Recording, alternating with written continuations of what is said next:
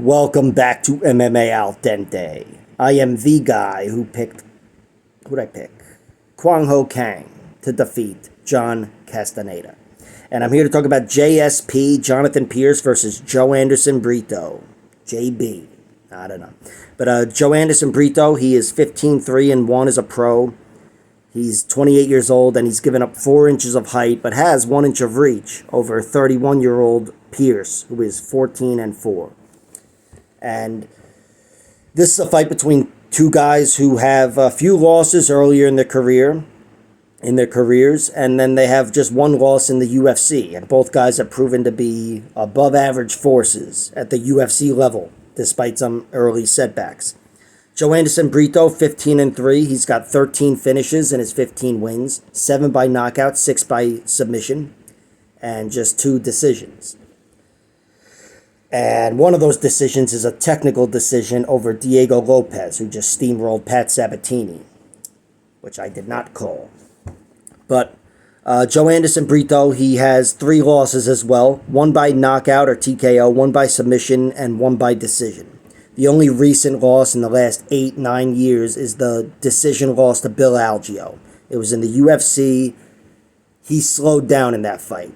Bill Algeo had a little trouble dealing with his explosiveness in the first round, and after that he didn't. He slowed him down and took over the fight.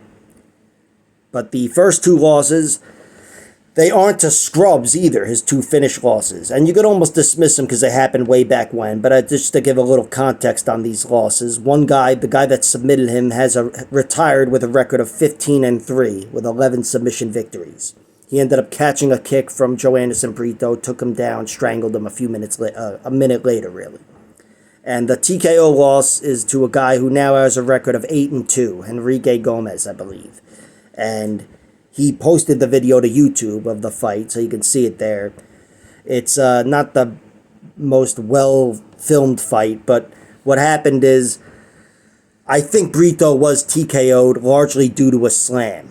That, the slam happened like off camera. You could just see him in the air like a fucking tornado picked him up, and he crashes to the mat. And then, he's ground and pounded and fought to survive a little bit, but it was over 30 seconds later or whatever it is.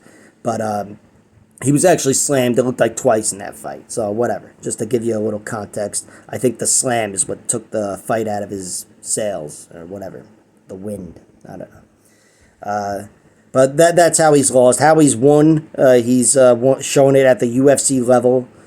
Just beating a lot of good fighters. Andre Fili especially. TKO'd him in round 1. Knocked him out, really.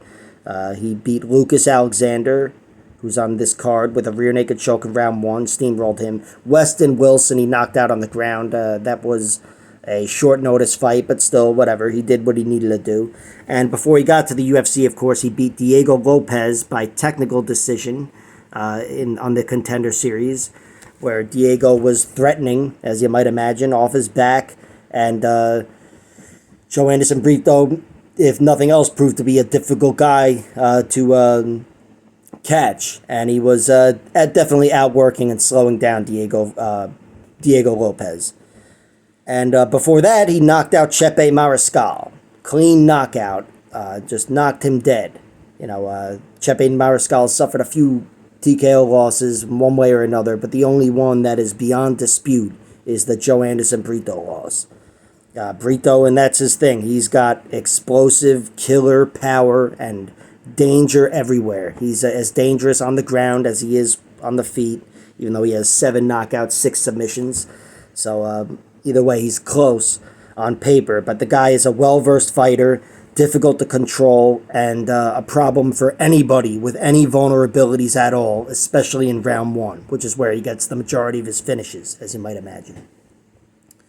JSP, he's got a record of 14-4. He's got 11 finishes in his 14 wins, just 3 decisions. But his finishes are mostly TKOs, 9 by TKO, 2 by submission, even though he's shown he could finish with submissions at the UFC level. He has 4 losses, 1 via TKO, 2 via submission, and 1 via decision. He lost 3 times early in his career. 2 quick submissions to Dalton Culpepper, got him with a toe hold. And this guy, Lance Lawrence, rear naked choked him. Those were both round 1 defeats in 2016 or so, 2017. He also lost a decision to Peter Pepes. And his only recent loss, like the Bill Algeo loss for Brito, is JSP's debut, I believe, against Joe Lozon. Joe Lozon TKO'd him by being Joe Lozon. Joe Lozon is a first-round tornado, and he came out like a tornado trying to steamroll JSP, and he got it done. It was largely a positional TKO, but he had him fucked up, had probably cranked his arm backwards, and was pounding him from the top position. And he ended up forcing a stoppage in round 1. Although I really wonder how that fight would have gone down if JSP survived round 1. But look, JSP has been finished 3 times. And even if 2 of the losses are 6-7 years ago, all 3 finished losses are in round 1, which is where Joanderson Brito could be expected to do his best work, and he's going to give anybody trouble in round 1, Joanderson Brito. But JSP, he is a guy that gets better down the stretch. I think if he's not put away, he is going to thrive down the stretch in this fight, specifically in round 3. It's not to say it'll be easy and he's guaranteed to crush Joanderson Brito, but I really trust the pace and the cardio of JSP much more than I do Joanderson Brito. I mean, Joanderson Brito's got to feed all those muscles that are making all that round 1 shit happen, and it's just not meant to last, even if he's not the most breakable fighter down the stretch. But he will definitely lose. I envision more of his losses looking somewhat like the Bill Algeo loss. And JSP, where he's different from Bill Algeo, is he is an imposing grappler, a really imposing wrestler. He's picked up some great wins as of late. Darren Elkins he beat in his last fight, even though that was a while ago. But he dominated Darren Elkins and took away every one of Darren Elkins' strengths right from the beginning. Before that, he TKO'd Makwan Amir Khani in round 2. He was all over him. He beat Christian Rodriguez, which is a win that's already gotten better with age, even though Christian Rodriguez is a smaller fighter. But he did that by outlasting Christian Rodriguez. I think C-Rod took the fight on short notice, but either way, JSP took over the fight down the stretch. He also knocked out Jacob Rosales in the Contender Series with a round 3 finish. He lost round 1, won round 2, and knocked him out on the ground in round 3. Kai Kamaka, he lost round 1, got him out of there in round 2. Omar Morales, he ended up getting one of his few submission wins in that fight with a rear naked choke, but that was in round 2 as well. He wasn't tested so much in that fight, but he showed, again, at the UFC level, down the stretch, he's taken over and getting stronger and producing finishes, generally. And in this fight, I think Joanderson Brito has a window in round 1. I will be betting on that. Afterwards, I think JSP takes over and wins via late finish or a decision. And that is how I will play this fight. Once I see the prop bets, I like JSP, and my pick is JSP to win, by the way. He's minus 135. I think both guys have something going for him in this fight, in this particular matchup, but I do side with JSP taking Joanderson Brito down at some point, taking away some of that danger and sucking some of the life out of him, and then slowly sucking more of the life out of him till it's his fight in round 3. Whether or not he gets the finish, I don't know, but I think if they are in round 3, JSP is going to be leading the dance for sure. So I'm taking JSP. If I'm forced to give a prediction, I'm going with a round 3 finish over Joanderson Brito.